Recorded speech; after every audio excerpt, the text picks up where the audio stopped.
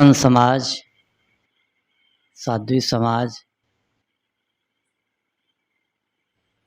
आप लोगों के समक्ष कुछ देर कुछ विचार प्रस्तुत है जो हमारे लिए आगे बढ़ने के लिए संबल के रूप में काम करने वाले हैं। क्योंकि हम लोग सब कल्याण दिशा के पथिक हैं, तो उस पथ में जो आवश्यक बातें हैं, जो हमारे लिए सहयोगी हैं, उनका हमें भली प्रकार से ज्ञान होना चाहिए, साथ साथ जीवन में प्रयोग भी होना चाहिए।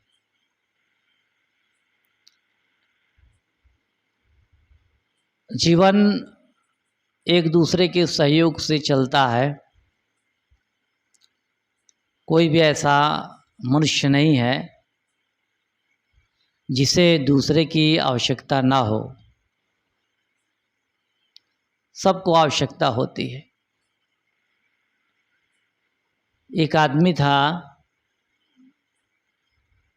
तो बड़ा घमंडी था। वो कहता था कि हमको किसी की आवश्यकता नहीं, हमारे पास किस चीज़ की कमी है। हम न विद्या में कम हैं, न धन में कम है, न जन्म में कम है, न पद में, न प्रतिष्ठा में। इतना अहंकारी था। एक समय ऐसा आया, गर्मी का दिन था, साइकिल से जा रहा था और उसकी बीपी लो हो गई और वहीं पर वो गिर पड़ा। तो गरीब बच्चे जो खेल रहे थे, उन लोगों ने उसे उठाया और अपनी झोपड़ी में ले गया। झोपड़ी में ले जाकर उसे पानी से छींटा दिया, पानी पिलाया। कुछ देर में होश आया, देखता है तो मैं एक झोपड़ी में पड़ा हूँ। पूछा कि कौन लेके आया मुझे। बच्चों ने बताया कि आप गिर गए थे, आपको पता नहीं है, आप बेहोश हो गए थे। अब हमने देखा तो आपको हम अपने यहाँ लेकर आए। कुछ देर आप बेहोश थे, पानी से आपको पोंछा गया, थोड़ी देर में आपका होश आया। तो उस आदमी का अहंकार वहाँ पर चूर होता है। उसे खुद को लगता है कि मैं कितना अहंकारी था। जिन व्यक्तियों की मैं उपेक्षा करता था, ये गरीब हैं, अनपढ़ हैं, ऐसा मैं कहता था, आज वही गरीब हैं जो मेरे काम आए। ये तो उसकी बात हुई। हमें भी अपने मार्ग में न जाने कितने लोगों का साथ मिलता है और मिलेगा। जीवन निर्वाह के लिए बहुतों का हाथ होता है। गुरुदेव जी बता रहे थे, किताबें जो हम पढ़ते हैं, न जाने किन किन लेखकों की वो लेखनी से तैयार हुई है। हर तरह से कहना चाहिए कि हर आदमी एक दूसरे पर आधारित है। और फिर साधना के मार्ग में गुरु संतों का तो आधार चाहिए ही, क्योंकि वे लोग मार्ग प्रशस्त करने वाले हैं। वो चल भी रहे हैं और लोगों को चला भी रहे हैं। तो हमें क्या करना है, उनके निर्देशों का पालन करते हुए आगे बढ़ने की आवश्यकता है। कभी भी मन में ये अहंकार ना हो कि हमको इसकी ज़रूरत नहीं है, उसके बिना भी हमारा जीवन गुजर हो सकता है। जब वे लोग अपना गुजर बढ़िया से कर सकते हैं तो हम क्यों नहीं। ये जो अहंकार है हमारे मार्ग में हमारे लिए पतन का दिशा निर्देश करता है। तो कभी भी हमको अहंकार नहीं होना चाहिए, बल्कि छोटी सी छोटी बात, देखिए हम कमीज सिलाई करते हैं, उसमें बटन की ज़रूरत पड़ती है, काज बनाने की ज़रूरत पड़ती है, हाथ में सिलने वाली सुई है उसकी ज़रूरत पड़ती है। छोटी सी छोटी चीज़ें हैं उनकी हमको ज़रूरत पड़ती है। इसी प्रकार से साधना के मार्ग में जो बातें हमें हमारे कल्याणार्थ बताई जाती हैं या फिर बताई जा रही हैं, उन बातों को हमको ध्यान में रखना चाहिए। जब ऐसा हमारा भाव हो जाता है तो हम छोटी सी छोटी बात की अवहेलना नहीं करते हैं। जैसे कि कोई प्रवचन करता है और उसके प्रवचन को लोग बड़ी गंभीरता से खूब सुनते हैं, बहुत सुनते हैं। कोई आदमी बढ़िया भजन गाता है, कितनी तल्लीनता से सुनते हैं। इसी प्रकार से जो जिस दिशा में प्रवीण है उस व्यक्ति के सारे कार्यक्रम लोग देखा करते हैं। अच्छी बात है, देखना चाहिए, लेकिन उधर से लौटकर हमें अपने आप की ओर देखना चाहिए। क्या जिस प्रकार से मेरा प्रवचन होता है उसी प्रकार से, या फिर जिस प्रकार से मैंने भजन गाया उस प्रकार से, या फिर जिस ढंग से मैंने किसी काम को किसी कला को प्रस्तुत किया उस ढंग से मेरा स्वयं का जीवन अपने लिए होता है ना। जिस प्रकार से मेरा भजन सुनते हैं उसी प्रकार से मुझे भी चाहिए कि अपने जीवन में उसी प्रकार से जिस अंदाज से मैंने भजन गाया या फिर जिस अंदाज से मैंने प्रवचन किया, जिस अंदाज से मैंने कोई भी कार्यक्रम प्रस्तुत किया, उसी लगन से उसी उत्साह से अपने जीवन को मैं जीता हूँ। यदि हाँ तो सही है, यदि नहीं है तो हमको उसी लगन से, जिस लगन से हमने भजन गाया, जिस लगन से हमने प्रवचन किया या फिर हारमोनियम बजाया, उस समय लगता है कि लोग हमें देखें, हमें पसंद करें, हमारे मन में होता है। इसी उत्साह से, इसी लगन से हम अपने जीवन के बारे में सोचें। क्या मेरे द्वारा सेवा जो होती है उसी लगन से होती है? क्या मेरे द्वारा सहयोग की भावना है वो उसी लगन से होती है? ये हमें अपने आप को देखने की ज़रूरत है, वहीं पर हमें सब कुछ मिल जाएगा। एक साधिका से मैंने पूछा कि भाई इतना करते करते तुम थकती नहीं हो क्या? तो उसने कहा कि थकावट कम लगती है बोले। तो मैंने कहा ऐसे कैसे? जैसे कि कोई आदमी एक काम करते करते थक जाता है तो दूसरा काम उसे दे दो तो नहीं थकता है वो। उसी प्रकार से एक काम करते करते थक जाती हूँ तो दूसरा काम पकड़ लेती हूँ तो उसमें थोड़ा आराम मिल जाता है, फिर तीसरा काम तो उसमें आराम मिल जाता है, फिर चौथा काम तो उसमें आराम मिल जाता है। इस प्रकार जीवन में जब आराम हमें करना है तो आराम करने की जो मनसा है उसे ठीक करना पड़ेगा। तो सब समय हमें आराम है। जैसे आदमी जो है दौड़ते दौड़ते दौड़ते थक गया, अब बैठ गया तो उसे आराम है, ठीक है ना। अब कितनी देर तक बैठेगा वो, बताओ कितनी देर तक बैठेगा वो? 1 घंटा ठीक से बैठ गया तो थक जाएगा बैठे बैठे वो। अब क्या हो गया, उसको चलने फिरने वाला काम चाहिए, तब आराम मिलेगा, नहीं तो नहीं मिलेगा। तो वो इस प्रकार से धीरे धीरे बदलते बदलते बदलते उसमें आराम भी होता रहता है और काम भी होता रहता है। तो मैंने कहा कि तो गजब की मानसिकता है भाई, ऐसी मानसिकता तो हमारे पास भी होनी चाहिए।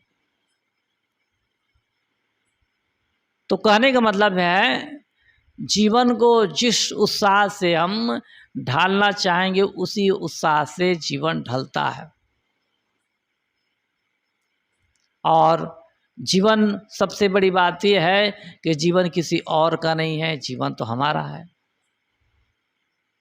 तो हमें और भी सतर्क होने की आवश्यकता है। जीवन हमारा है और जीने वाले भी हम हैं, तो गलत ढंग से क्यों जिया जाए, सही ढंग से जिया जाए। जब सही ढंग से जीवन जीते हैं तो हम, भले लोग हमें कुछ भी कहते रहें, कोई बात नहीं, उस पर हमको ध्यान नहीं देना है। ध्यान देना है अपने जीवन के प्रति, जो जिम्मेदारी है कि मेरे जीवन को ठीक करने वाला मैं ही हूँ। इस जिम्मेदारी के तहत हमको आगे बढ़ने की आवश्यकता है। अब जब ऐसी जिम्मेदारी होती है कि मेरे जीवन को ठीक करना है, तो कोई भी सेवा का काम मिलता है तो बढ़िया उससे सेवा का काम होता है, प्रसन्नतापूर्वक उससे सेवा का काम होता है, उसमें पूरी ईमानदारी होती है, लगनपूर्वक उस सेवा का काम होता है। जब पढ़ाई करना हो तो लगनपूर्वक, सेवा करना हो तो लगनपूर्वक। ये क्या है, यही जीवन है। कई लोग इससे भागा करते हैं, यानी अपने जीवन से आदमी भागता है तो कहाँ जाएगा। लोग सोचते हैं अरे यही करते रहेंगे, यही जीवन है क्या।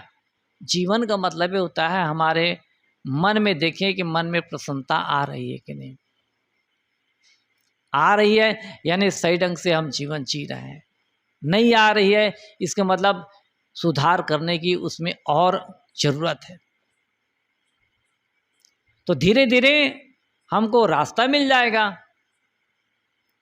मार्ग में लोग भटकते रहते हैं। अब एक समय लगा रहता है आदमी, तो उसको सही मार्ग मिल जाता है, और फिर उसका भटकना बंद हो जाता है। कितनी अच्छी बात है। लेकिन कब, जब लगा रहेगा तब। और आलस में आकर वो बैठ गया तो उसको मार्ग क्या मिलेगा। इसलिए भटकना भी जरूरी है। जंगल में लोग घूमते रहते हैं, भटकते रहते हैं, लेकिन भटकते भटकते खोजते भी रहते हैं। एक न एक समय उसको रास्ता मिल जाता है। खोजी होए तुरंत मिल जाओ, जो खोजी होता है उसको मिल जाता है, और जो बैठ जाता है उसको नहीं मिलता है। इसलिए हम सब क्या हैं, खोजी हैं। क्या खोज रहे हैं, मन की शांति। और मन की शांति की खोज के लिए देखो, संसार में बहुत दूर दूर तक भटकते हैं लोग, उनको कहाँ मिलता है।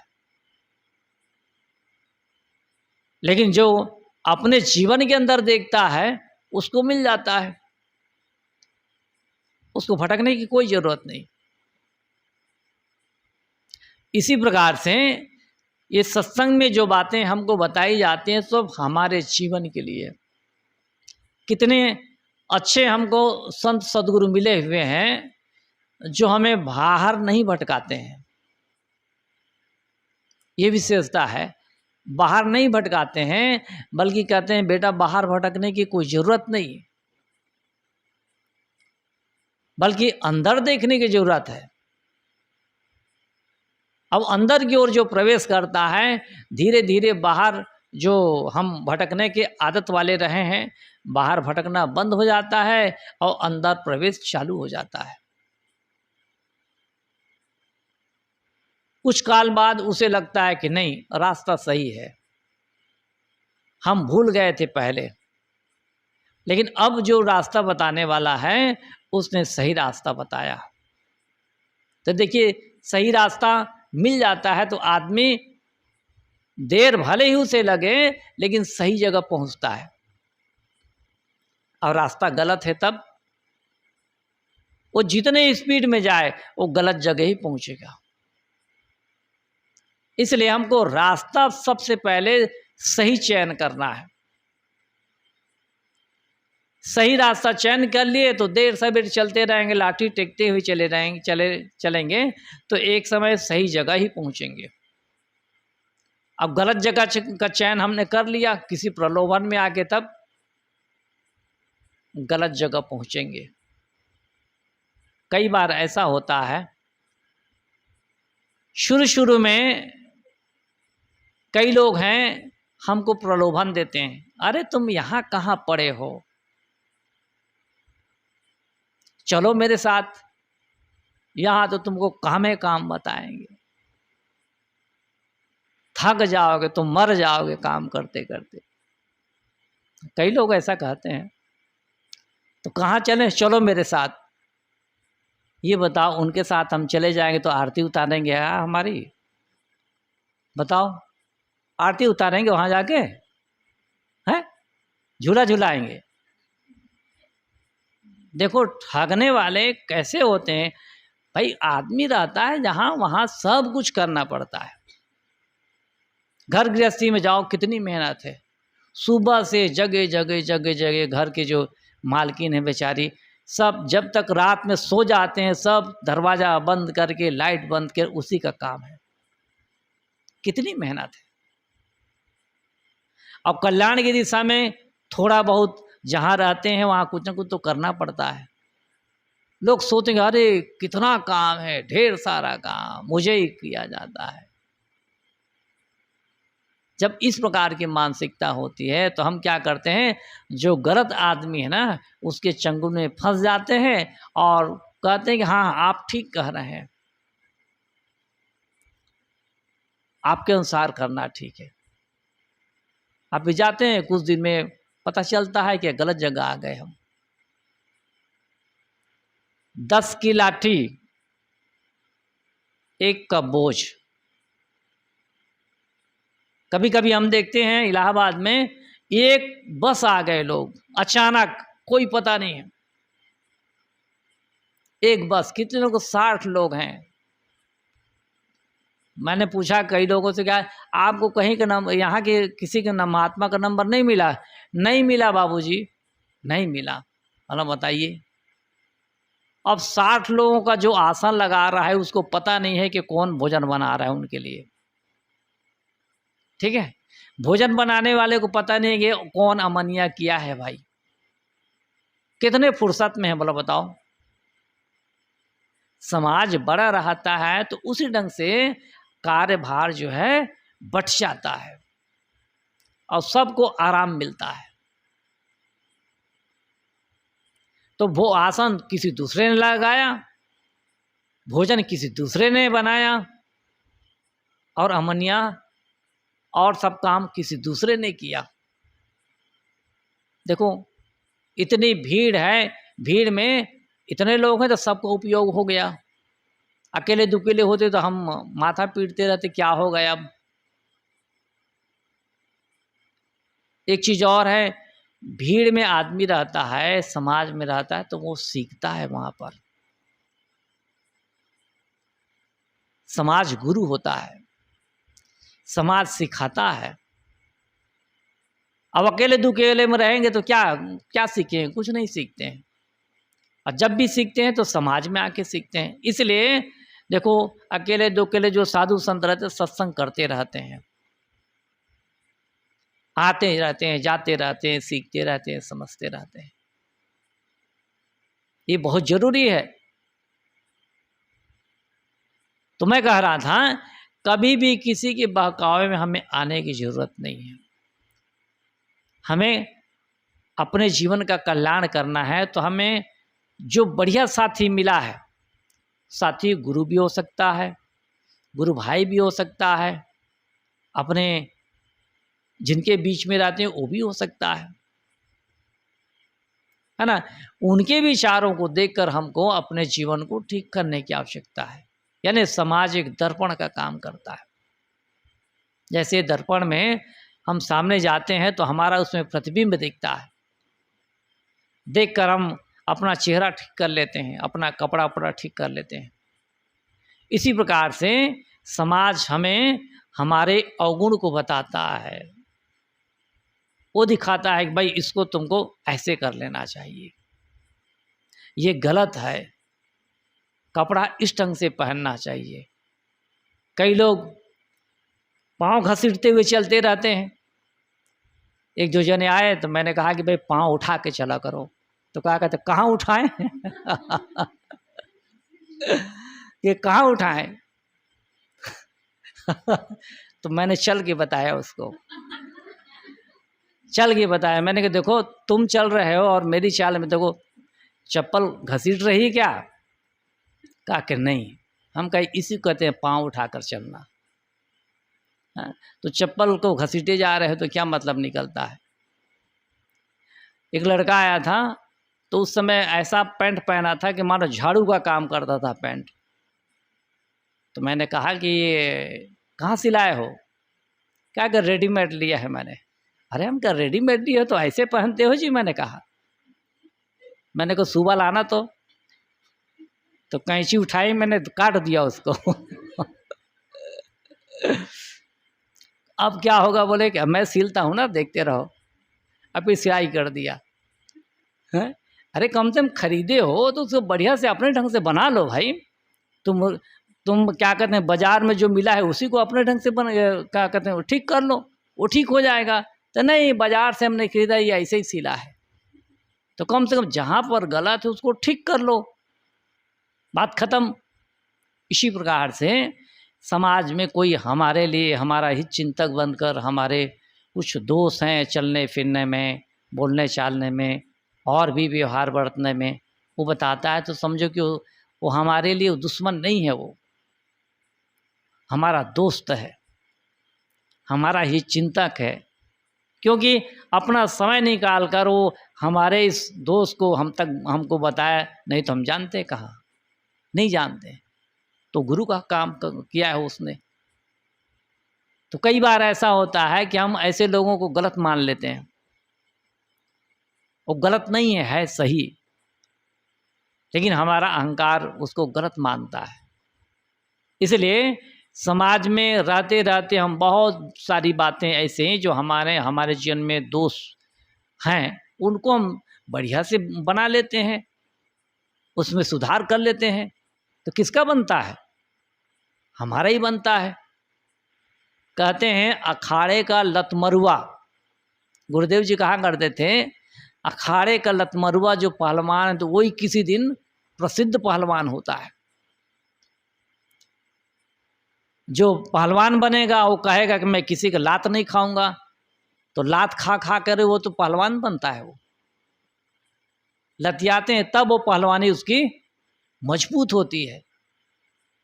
तब किसी दिन क्या है, अखाड़े में भाग लेता है और बहुत इनाम जीतता है। देखिए लोग कहते हैं अरे वो तो लात खाता है, तो पहलवान तो लात ही खाते हैं। वही सीखने का क्रम ही है उसका।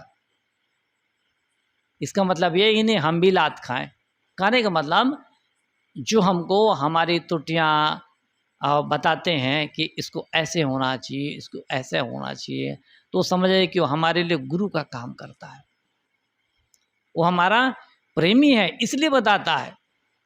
बहुत लोग हैं नहीं बताते हैं। क्यों नहीं बताते हैं? अब उसको तो वही जाने क्यों नहीं बताते हैं। लेकिन कुछ लोगों को लगता है कि नहीं भाई ऐसा रहेगा तो ठीक नहीं है। मैं बताऊं एक बात, जब कई साध्वियाँ जो है पहले ये सलवार सूट में आया करती हैं, उस समय नाव पर आया करती थी, तो मैंने देखा कि अब जो ये डाले क्या है साफा डालते हैं ना, और साफा डाले हैं समझो कि इधर से उधर साफा हो रहा है। तो मैंने कहा कि इनको तो पहनने का ढंग ही नहीं है भाई, बताना पड़ेगा, है ना। और जो लोग साथ में हैं वो लोग भी नहीं बता रहे हैं। हम कहा कितना गलत है। तो मैं एक दिन बुलाया, मैं कहा बेटा इधर आना। तो मैंने पिन लिया था, पिन सेफ्टी पिन। हाँ, तो मैंने अपने सामने खड़ा होकर मैंने कहा यहाँ लगाओ। अब मैंने कहा यहाँ लगाओ। उस बाद मैंने कहा कि चल के देखो तुम अब कैसे, अब बढ़िया हो गया। कहने का मतलब एक एक कायदा, यदि कोई ना बताए तो सीखे ही नहीं। बच्चे तो बच्चे हैं ना भाई, वो सिखाना पड़ता है। हमारे कई नए नए साथी पहनना नहीं जानते हैं सही ढंग से, उनको ही बताना पड़ता है। अरे बताएंगे तभी ना सीखेंगे भाई, हमको भी किसी ने बताया है तब हमने सीखा है भाई। माँ के पेट से कोई सीख कर थोड़ी आता है, यही सब सीखा जाता है। और यही सब सीख कर हम सुंदर दिखते हैं, सुंदर बनते हैं। जिसको हम महापुरुष कहते हैं वो कहाँ सीखा? माँ के पेट से थोड़ी सीखा। यहीं से किसी ने टोका तो अपने वो ठीक किया, किसी दूसरे ने टोका तो उस स्वभाव को भी ठीक किया, किसी तीसरे ने टोका फिर उसको भी ठीक किया। वही आदमी आज हमारे लिए सुप्रीम पावर है। इसी प्रकार से हम सबको कोई ना कोई कुछ कहता है तो उसके लिए गुस्साने की आवश्यकता नहीं है, बल्कि देखने की आवश्यकता है कि भाई कितना हमारे लिए ये चिंतन करता है, भाई ये बता रहा है तो ज़रूर हमको इस पर ध्यान देना चाहिए। तो ऐसे करके धीरे धीरे धीरे धीरे वो आदमी सीखते रहता है। घड़ी देखते रहना है और घड़ी आगे नहीं निकल जाए। तो कहने का मतलब है समाज गुरु होता है और समाज ही सिखाता है। जो आदमी अकेले दकेले रहते हैं वो कुछ सीखते नहीं हैं। बस माने जैसे कि हिमालय में चले गए, वहाँ जाके क्या सीखेगा? है वो गुस्साएगा। वो एक जने को हमने कह दिया कि ये ड्रेस आपको कहाँ से मिला, ऐसा मैंने कह दिया। अघोरी बाबा जी जिनसे हमारी दोस्ती थी, तो मैंने कहा कि बाबा जी एक प्रश्न पूछूं? तो कहा पूछो। मैंने कहा ये जो ड्रेस आपने पहना है कहाँ से मिला? तो कहा कि छोटा सा टुर्रा बोले। बोले वो छोटा सा टुर्रा बोले कि ड्रेस के बारे में पूछता है। गुस्सा आ गए मेरे लिए। अब भला बताओ, इतना बड़ा महात्मा है ना, तो ड्रेस के बारे में पूछ दिया तो गुस्सा आ गया कि छोटा सा टुर्रा बोलेगा तो ड्रेस के बारे में पूछता है। तब मैंने कहा कि देखो कितने दिन के संत हैं, लेकिन भाई आज भी अभिमान है कि नहीं?